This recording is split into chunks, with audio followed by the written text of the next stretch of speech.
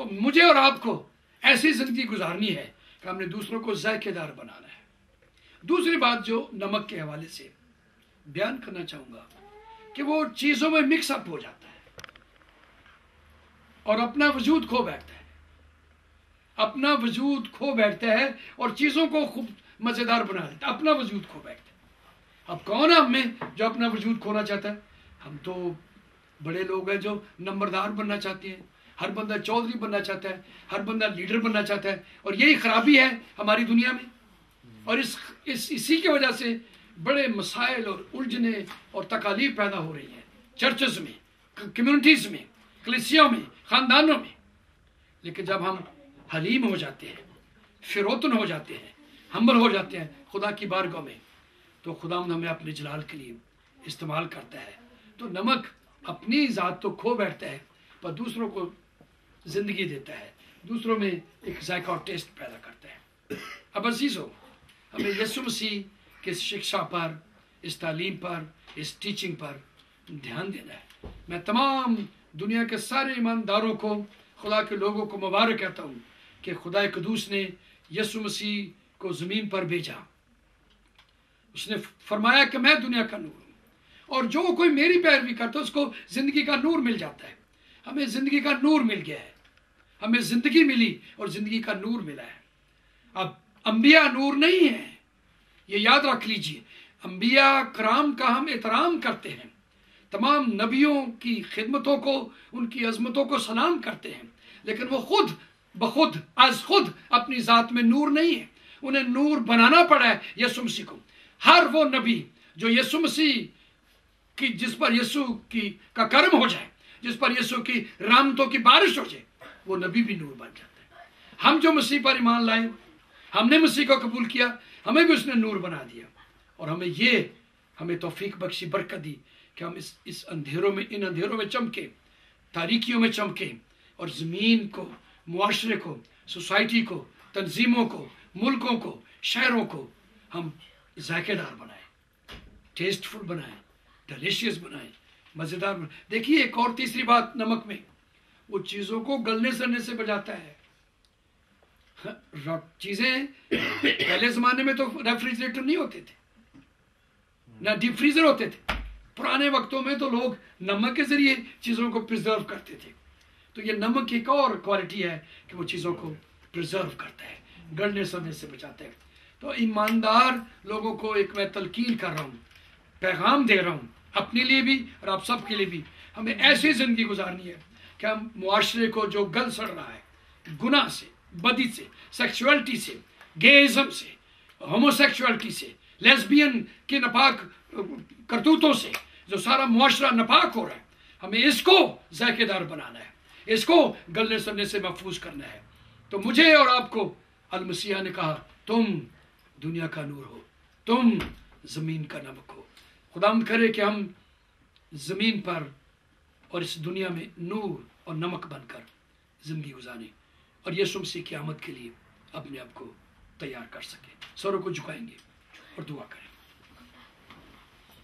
ہم اپنی غلطیوں کو، خطاؤں کو اس کے حضور میں مانیں گے، کیونکہ لکھا ہے کہ جب ہم اقرار کرتے ہیں تو پھر یسوع کا خون ہمیں تمام گناہوں سے پاک کرتا ہے اور کرتا رہتا ہے۔ فرسٹ جان چیپٹر 1:7 اس میں لکھا ہے کہ یسوع کا خون ہمیں تمام گناہوں سے پاک کرتا رہتا ہے، پریزنٹ کنٹینیوس ٹینس ہے، پاک کرتا رہتا ہے۔ یہ اوریجنل ٹرانسلیشن میں ہے۔ تو جب آپ یسوع کو پکاریں گے، اس وقت اس کے خون کا اپنے اوپر لیں گے، آپ پاک ہو جائیں گے، پاک ہوتے جائیں گے، اور اس کی آمد کے لیے تیار ہوتے جائیں گے۔ خدا قدوس جتنے بہنوں اور بھائیوں نے، نوجوانوں نے، بزرگوں نے، تیرے خادموں نے تیرا کلام سنا، ہم سب کو یہی توفیق دے کہ ہم اس دنیا میں نور بن کر چمکے،